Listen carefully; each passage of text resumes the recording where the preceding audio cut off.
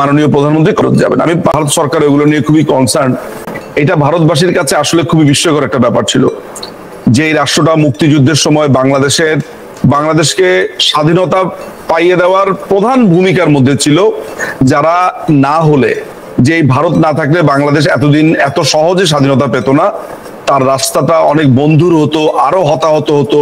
30 লক্ষের জায়গাতে সেটা আপনার কোটিখানিকে গিয়ে পড়তো। কোটি কোটি শরণার্থী ভারতে আশ্রয় নিয়েছে, সেখানে তারা চিকিৎসা পেয়েছে। সেই রাষ্ট্রটির বিরুদ্ধে যখন এই বাংলাদেশের কতিপয় বেঈমান নিমুখ হারামের আপনি যখন বক্তব্য শোনেন, আপনাকে বিস্ময়ভীত হয়ে যেতে হয়।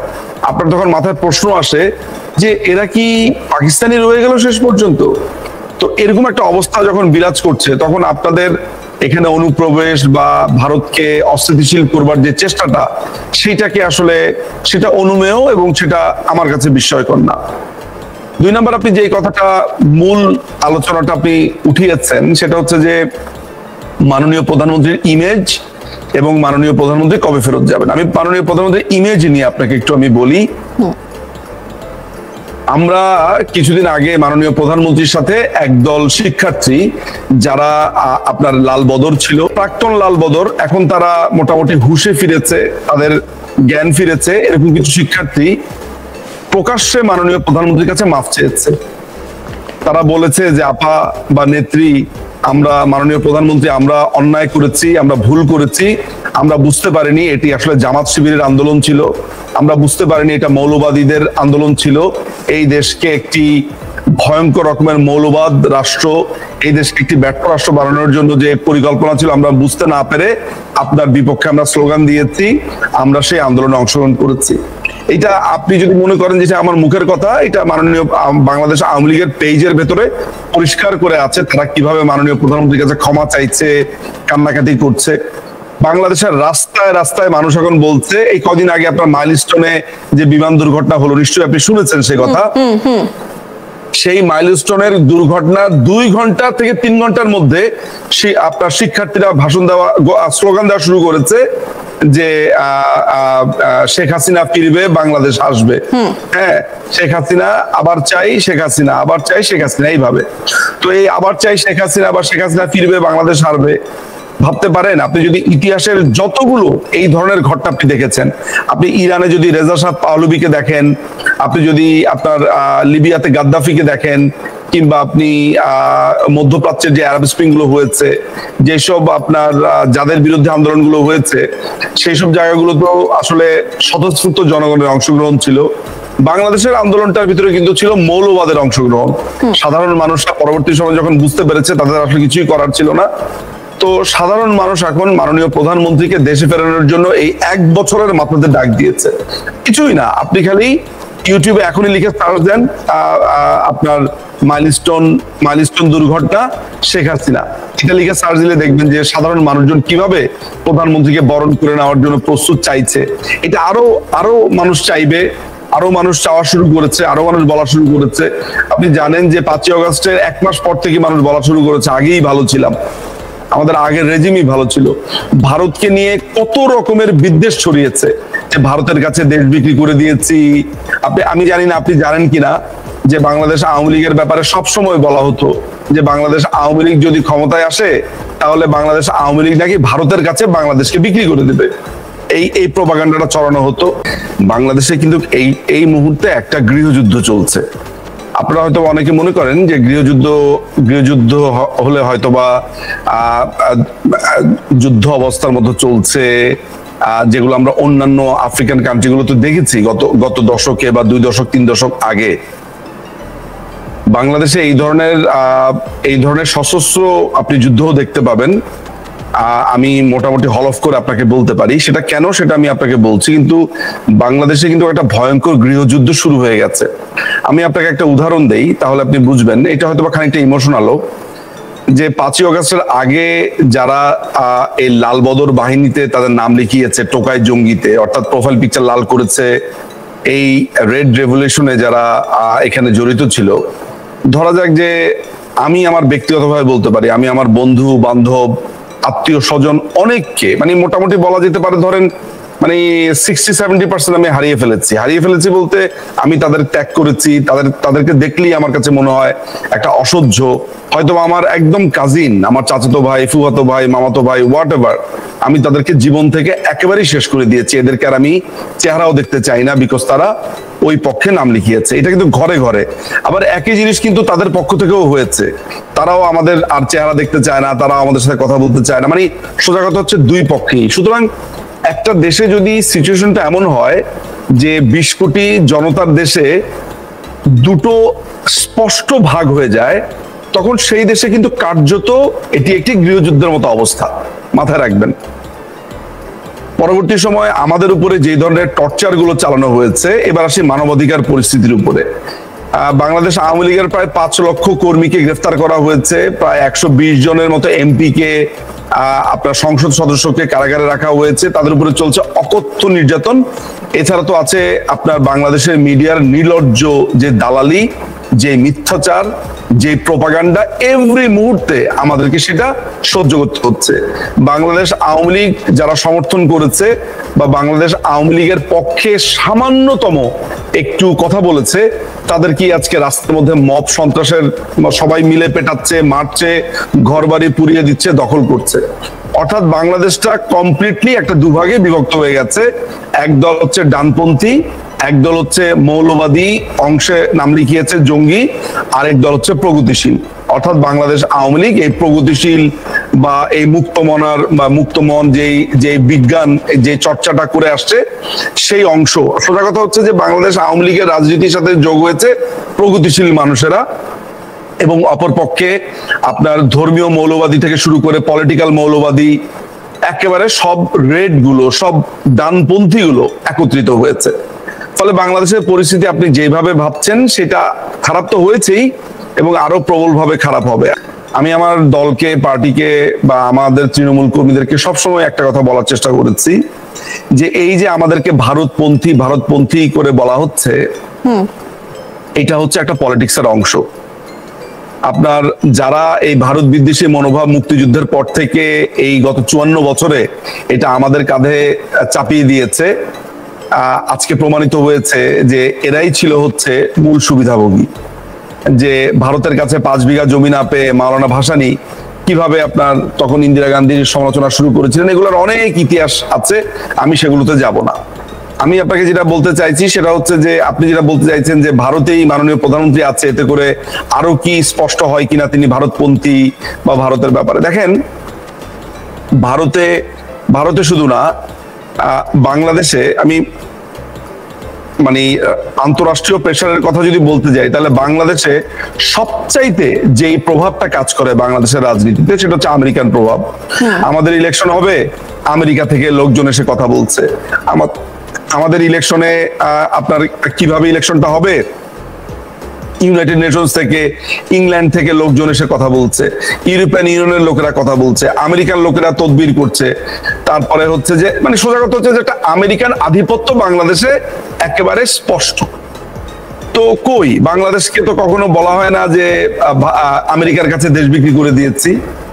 তাদের সাথে আমাদের যেই রেডিমেড পণ্য যেটা হচ্ছে আরএনজি ইন্ডাস্ট্রি, এখানে 80% পণ্যই বা ব্যবসা বাণিজ্য অন্যান্য ব্যাপারে আপনি যদি বলেন বা রপ্তানির ক্ষেত্রে বলেন, সেগুলো হচ্ছে সব আমেরিকার সাথে।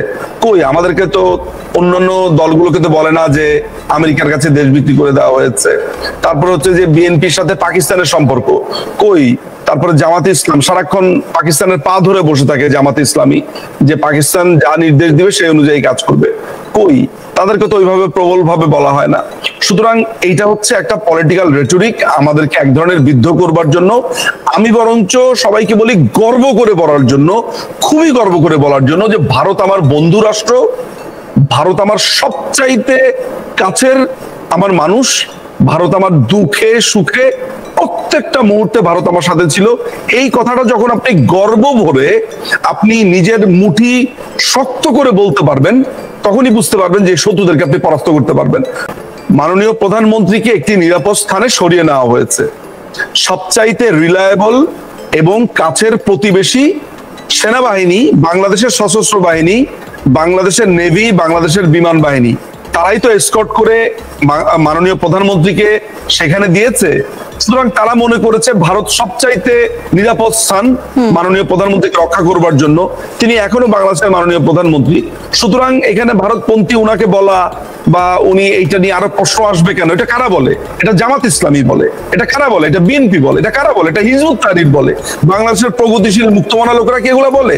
সুতরাং জামাত ইসলামী কি বললো সেইটা আবার কাঁধে নিতে, বরং আমি গর্ব করে আমি বলতে চাই, আমি ইন্ডিভিজুয়ালি বলতে চাই, আমি ভারতপন্থী। ভারতের ব্যাপারে আমার অসম্ভব রকমের দুর্বলতা আছে এবং ভারত আমার পরীক্ষিত বন্ধু। ওনাকে যাত্রাবাড়ির মামলা, মানে উনাকে গত বছরের 18 জুলাইতে নানান ধরনের হত্যা মামলাতে ঠুকানো হয়েছে। বাংলাদেশের একজন প্রাক্তন বিচারপতি, তার বিরুদ্ধে চার্জ আনা হয়েছে, তিনি নাকি যাত্রাবাড়িতে গিয়ে খুন করেছেন, তিনি অমুক জায়গাতে গিয়ে খুন করেছেন, তমুক জায়গাতে গিয়ে খুন করেছেন। মানে অতীতে যে মামলাগুলো দেওয়া হয়েছে সেইখানে আপনার অজ্ঞাতনামা ব্যক্তিরা বলেছিল, সে অজ্ঞাতনামার মধ্যে ওনার নামটা এখানে ঢুকিয়ে দিয়ে বলেছে যে উনি এটার সাথে জড়িত ছিল, উনাকে আপনার রিমান্ডে নিতে হবে, এটার জন্য আদালতে আবেদন করেছে। প্লাস হচ্ছে উনার বিরুদ্ধে আরেকটা অ্যালিগেশন আনা হয়েছে, সেটা হচ্ছে যে উনি নাকি আদালতের রায় জালিয়াতি করেছেন, আদালতের রায় তিনি পাল্টেছেন। দেখেন, একজন মাননীয় প্রধান বিচারপতি, আমাদেরকে বলা হয়ে থাকে, মানে আমাদের বাংলাদেশে বলা হয়ে থাকে, এই পর্যন্ত যত চিফ জাস্টিস হয়েছেন বাংলাদেশে সবচাইতে ফাইনেস্ট, মানে ওয়ান অফ দ্য ফাইনেস্ট প্রধান বিচারপতি হচ্ছে এবিএম খায়রুল হক। এবিএম খায়রুল হকের ব্যাপারটা আমি আপনাকে যেটা বলতে পারি, আমি এটা নিয়ে আরো ডিটেল কাজ করছি তো, বাট এই সংক্ষিপ্ত জায়গাতে যেটা বলা যেতে পারে সেটা হচ্ছে যে আমাদের একটি মামলার রায় তিনি দিয়েছিলেন, তিনি অসংখ্য গুরুত্বপূর্ণ রায় তিনি দিয়েছেন।